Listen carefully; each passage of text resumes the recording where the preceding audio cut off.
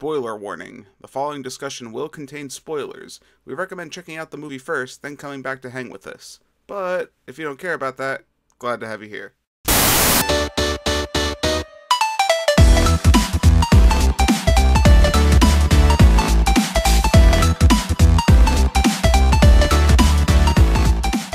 All right, everybody, welcome back to another episode of The Real Review. My name's Kevin. And I'm John. And we are your real movie guys.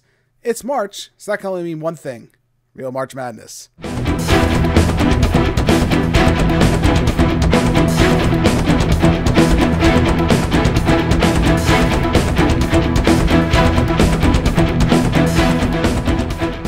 It's a tale as old as time, Pixar versus Disney. In a brawl to end it all, we have selected 8 films from each studio. A total of 16 movies will battle it head-to-head for superiority.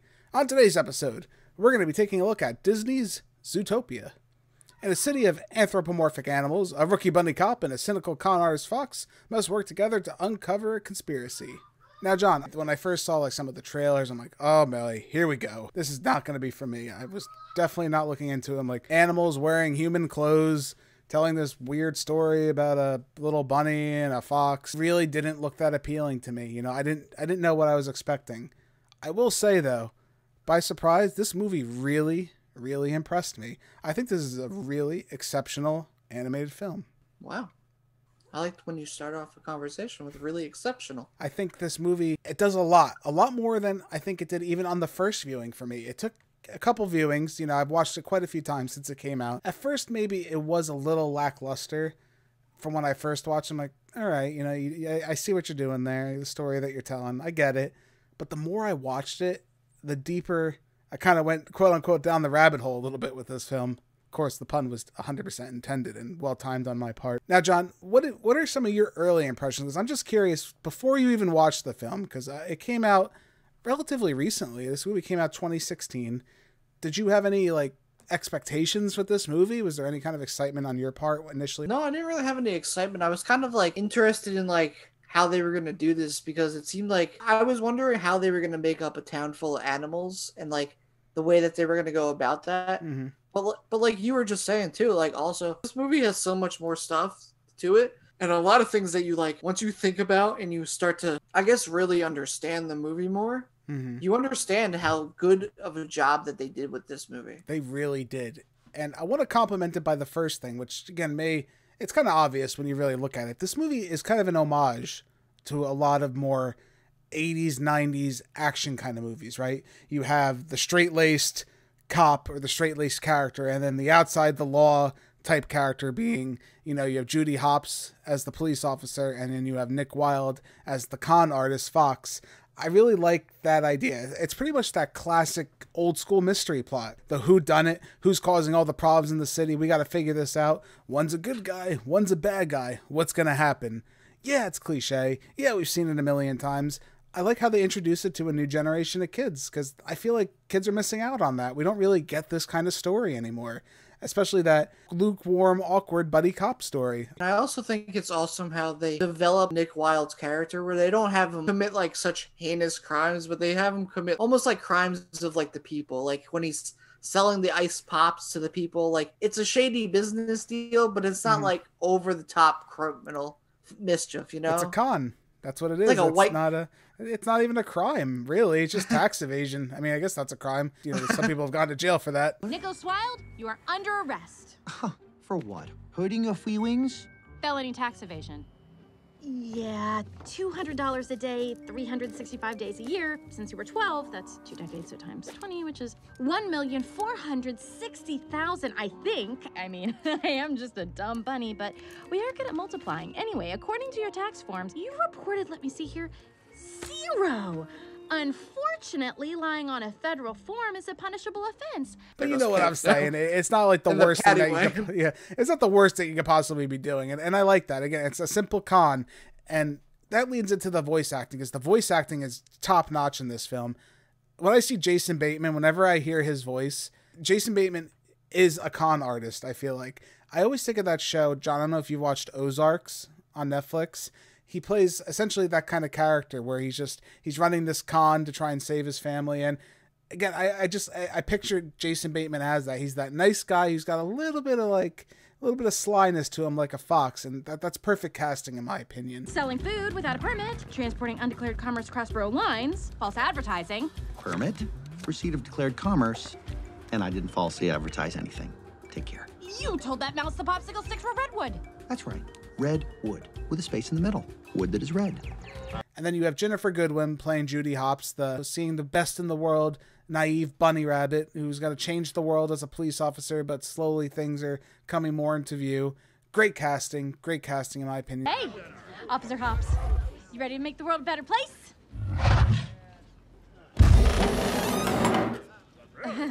And she even has that little smug bit of comedy in her too, which I do like. She's a little cocky too. And if you want this pen, you're going to help me find this poor missing otter, or the only place you'll be selling popsicles is the prison cafeteria. It's called a hustle, sweetheart. That's why maybe like her and Nick's connection, I think, are so strong, especially too because of that. They both have a similar kind of humor to them. She's not, that nice bunny. She does have a little edge to her. Their connection works out perfectly in this movie based on the two characters and the two types of characters. Like, you always think of a fox as like sneaky, and I feel like that's one thing that this movie does really well to like the T, where they're like casting these characters, like each person at like jobs like you would see them actually working at, like based on just like their personalities and stuff, how they mesh together. Like, especially, I think, like, one of my favorite parts is when they go to, I think it's DMV, they go there and they meet the sloths, and they're going so slow and stuff. And I think that part's, like, funny, and also, like, almost, like, true, too, because, like, at the DMV, everything goes much slower. Yeah. You're waiting all day. You're waiting your life away, essentially. And I like how it starts off daytime, and then she comes out. Hurry! We gotta beat the rush hour in. It's night! There's a couple things going on here. We have the excellent casting too, like Idris Elba is this big like ram-like character, which you can definitely see. You have Tommy Chung being a yak who's high off his kite, who they believe in nudity and stuff like that, or being natural, I should say. All the animals are in there natural, and they're all like, oh no, we can't have that. This movie does a really good job combining different elements like that. You have J.K. Simmons, who's like this big lion of a man with a roaring voice. He's the mayor. Jenny Slate plays Bellwether. She's like that sheepishly girl who's got a little bit of dark side to her, ends up being the villain at the end, which I promise we'll talk about. Even Shakira, which I have comments on that too, playing Gazelle, who's like a celebrity in this world. It makes sense. This whole world, if you want to give it anything, it makes complete sense. And they really went out of their way to try and make it work. If you look at just like the beginning scenes when Judy first goes into the city, when she first goes into the actual Zootopia, I like the idea of there's different climates and different regions for all the different animals, because they can't all live together, right? There's no way. If you're going to have all these animals that we have in our real world, they need the cold climate, they need the hot climate, the more desert climate. Then there's like a big city in the middle where they can all meet. There's a rainforest. It makes sense to the story that these animals need a specific kind of environment to live. Not even that, the way the cities actually function. Go into the city, like I said, for the first time, we see like there's little places for like the small creatures of the world to go about their business. Like they're going through smaller doors. Like even the buses, I think, had like a small entrance for like the mice or whatever to go in, then the larger doors for each of the other animals. The vending machines, the different stores that they go into, they all work to accommodate these different types of creatures in this world. And I think that's incredibly clever. The attention to detail should not be ignored in this movie. That's a craft in and of itself. Even if you didn't like the story, even if you didn't like what else was going on, the attention that goes into this kind of detail, I think is absolutely fascinating to me. The thing that this movie does best, even more so than that, which I think is an impressive feat on of itself, the best thing this movie does, and I think it's a movie that we even need right now, is that this movie's just an excellent commentary on racism and is not afraid to shoot straight with a young audience and showing them the ugliness and the forms it can take. That was the thing I think that really took me back about this movie, especially on the multiple viewings that I went through. Just how it shows how ugly racism can be, and explains that to children. It doesn't talk down to them, right? I feel like at no point it's like, okay, well, this is, you don't understand it fully because you're not an adult yet. No, it shows you the ugliness from the small things. Like the whole movie at this point, Judy's afraid of foxes. When she was younger, she was attacked by a fox. Naturally, rabbits are afraid of foxes, you know, that's part of the chain. So they use that clever animal device right there. But throughout the movie, she still has like this fox spray on her where she's afraid of a sly fox could just turn on her at any moment. And even when her speech, when she finally like kind of figures out what's going on with her and she's worked with Nick and they're kind of becoming friends and they're having this great thing, she's still slightly racist. I think you said plenty. What do you mean? Clearly there's a biological component. These predators may be reverting back to their primitive, savage ways? Are you serious? I just stated the facts of the case. I mean, it's not like a bunny could go savage. Right, but a fox could, huh? Nick, stop it. You're not like them. Oh, there's a them now. You know what I mean. You're not that kind of predator. The kind that needs to be muscled? The kind that makes you think you need to carry around fox repellent? Yeah, I don't think I didn't notice that little item the first time we met. She doesn't mean it intentionally at all, but she's still racist to predators. And I like how they use that. They use the whole herbivores versus predators. They use that whole concept here in this movie to explain racism in its most ugly ways, most simple ways, and even some of the more complex ways. This movie's phenomenal at that. I really think it's a message to explain that to a young audience. Even some of the scenes later, once they reveal that like predators are killing the herbivores, they show like a family on a bus, the herbivore sitting next to the predator, and she like takes her kid and like pulls him closer to the side. That's things that would happen in real life. That still happens today, unfortunately. I think in some circumstances we really still see acts of that kind of racism.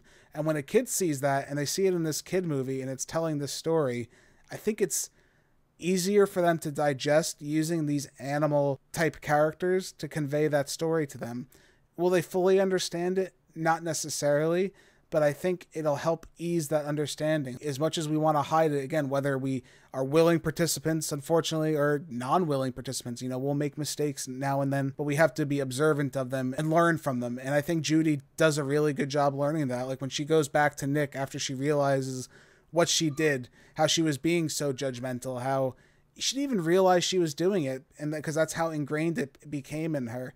Her just like crying on Nick and apologizing, like that's a really powerful scene. And again, that ties into another thing which I've stressed a lot. It's not afraid to be dark. I think it really pushes the envelope with some of these scenes, but because of that, I think they're more impactful. This movie does a good job harkening back to those classic times of Disney when we used to see them push the boundaries with some of the things they're trying to tell. They're not going all the way over the top. It's not saying racist terms. It's not doing that. It's telling it in an inclusive way that works for a family audience. I laughed a lot more than I thought I would throughout this film. Even with like some of the silliness scenes, like with the yak being a naturalist, like animals who don't wear clothes. To us, there's like, oh, there's nothing wrong with that. But imagine like us seeing people who don't wear clothes. We go like, what the hell's wrong with them? That's a weird thing. So why wouldn't the animals who have become quote unquote civilized see that as a strange thing, like other animals not wearing clothes? You don't know why it's uncomfortable, but for some reason, the way they shoot it and the way that the characters are reacting make you feel uncomfortable, even though there's nothing to be uncomfortable about with that scene. Just attests to the whole comedic genius with a lot of this film. Like you said, they have the sloth scene at the DMV, even just like Judy and Nick's interactions throughout the film. Like when they go to see the mob boss, they have their little Godfather tribute and everything like that. It's really funny. It really works. And she actually saved his daughter, and you know, they get a favor from that. It plays into those team-up movies that we really, really enjoy from back in the day, going that dark step, but also not talking down to an audience and injecting a little bit of comedy. Oh, Raymond! And is that Kevin? Long time no see. And speaking of no see, how about you forget you saw me? Huh? For old time's sake? That's a no. What I want to go into now is, let's go into a couple negatives here that I want to talk about. The Shakira elk thing, I don't like that. It's still advertising to me. This movie didn't need to have her character in it at all. I understand having like celebrity and having jokes and stuff like that, but for some reason Shakira literally being crowbarred into this movie of being like, oh, it's Gazelles, he's so popular, and they play that song quite a few times, and at the end it's literally like the whole end of the movie, that song that she sings. It just felt so shoehorned into me. At times it almost felt like this was like the Shakira advertising campaign. I'm surprised at Disney. Usually they're not too bad with that.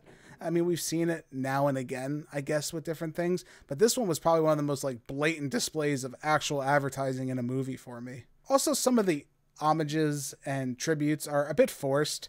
I did compliment the Godfather scene earlier where I thought that was a, a fun, unique scene.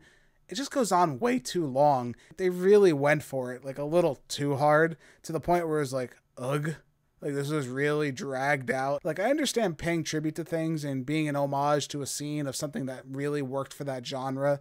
It comes to the point where, are we like straight up just copying and copy pasting the whole scene into the movie? Or, what are we trying to do with it exactly? Well, yeah, my thing with that too is like, I feel like it's okay to pay homage to movies. I feel like with some of these movies that when they do it, they try to do it for so long where they're like, hey, you get it? Like, it's almost like somebody poking you and going, hey, do you understand this? Do you understand this? That's exactly what I felt like. Hey, you see what we did there? Look how smart we are. Come on. Like, that's a little too on the nose for me. I have to be the guy. I'm going to point it out because this is what I do. Get another liar reveal ending. You find out that Miss Bellwether is actually the villain the whole time, but she was helping us. How could she be the villain? She is, because she's the liar reveal. She was lying to your face the entire movie. I want to say I didn't see it coming until she walked out at the end of the movie. I will give it that. I don't think I really foresaw her being the bad guy. So I want to know, is that bad because I couldn't figure it out? Like, were there no breadcrumbs to where that would be a thing? I think that could be construed as a negative. There should have been some way where it was a possibility in my head where they planted that little bit of doubt on that character. I could see both sides of it. Again, it's fun because I didn't see it coming, but it's also bad because it's the liar reveal and I didn't see it coming. So it's kind of both. I mean, this is a kid's movie, so I don't want to overthink it too much. It's having a good time with what it is. It knows what it is. At the same time, I think every great mystery, I have to be able to see the puzzle pieces, even if I just see the outlines of where they connect. That way I can kind of understand where they're going with the ending. This one, it felt a little clumsy with that reveal. I'm like, oh, so it was her. You just didn't want it to be J.K. Simmons' mayor character. Okay, I guess. I'll go with it. Whatever. It's fine. But I think we're at that point, though. We're going to give our final scores. I'm going to give Zootopia an A-. Oh my God. What? What? The Velvety Pipes of Jerry Vole. But on CD. Who still uses CDs? I think this is a really excellent film from Disney. I think it's an accomplishment, especially for a family film, to have these kind of deeper discussions with people. And the fact that it doesn't talk down to the audience, it has a lot of humor. It's an all-around good time. There are some things I think that hold it back. Like I said, the tributes run a little bit too long. The liar reveal thing is what it is. I think there's a discussion to be had there. But overall, I think Zootopia is a fantastic time that I didn't think I was going to have. It comes with such a great high recommend from me. John, where do you stand with this film? Yeah, I give this film an A. Hey, sheep never let me get this close. You can't just touch a sheep's wool. It's like cotton candy. Stop it. Where to? Definitely a good movie. It tackles a huge subject too, and it does it in a very kid-friendly version of a way, but not talking down to them. And I thought that was good. The whole thing with the characters and everything, how they thought that out so thoroughly. I felt like those little things definitely make this an A movie. Yeah, I find that interesting. You actually gave it a slightly higher score than I did. I'm actually pretty intrigued by that. I guess some of those things like the Shakira elk and the overlong tributes didn't bother you as much as me. Those really didn't play a mind into my final vote. It's tough because I wanted to give it an A. It's just because of those things, I just felt like, I don't know, it's just too much for me. It hit that A- mark. It's definitely a great movie, and I don't want to like shrug that off. I think this movie will age greatly, especially with, again, the circumstances, unfortunately, of today with race issues and stuff that we have going on. This movie will speak to generations to come. It's a message that's great to hear, but unfortunately, we shouldn't have to hear it. I wish we could have like a Zootopia world where everything was perfect. But again, we're doing our best by trying to spread this message to kids, and I think this will help them understand things, and maybe we'll get something perfect to a Zootopia/Utopia for us in the future. Can't wait to see what it does with Inside Out, though. Now that is going to be an interesting conversation. John? Definitely. Where can the people find us at home? Well, you can find that review over on our YouTube channel. The Real Movie Guys on YouTube. Go over there, like our channel, subscribe, like our videos. Let us know your opinion about the videos we've done, and so far how you've been enjoying our content too. You can also let us know over on Twitter, at The Real Movie Guy on Twitter. We always try to interact with you over there if you want to. We always let you know what we're trying to put out. You can also find us on Instagram. We always like to see what your opinions are, if they match up with ours, or if we're completely out of the water on these. You could also listen to us on many podcasting platforms such as... Yes, for your listening pleasure, we are also available in podcast form at iTunes, Spotify, Anchor, Google Podcast, Overcast, Breaker, Radio Public, and Pocket Casts. Be sure to give us a listen at any of those fine places. If you already are right now, hey, greatly appreciate it. Just search out Real Movie Guys. We should pop right up. Thank you again all so much for joining us for this episode of The Real Review. My name's Kevin. That guy over there, he is John. We are your Real Movie Guys. Real guys, real movies, real thoughts. The battle rages on as Real March Madness, Disney versus Pixar continues. We will catch you next time.